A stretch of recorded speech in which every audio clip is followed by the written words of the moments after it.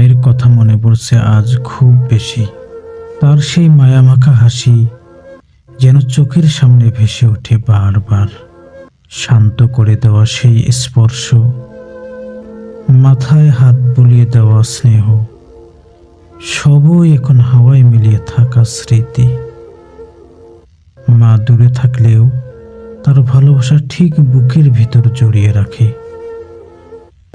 কেমন যেন খালি খালি লাগে মাকে না দেখলে, মার কথা না শুনলে।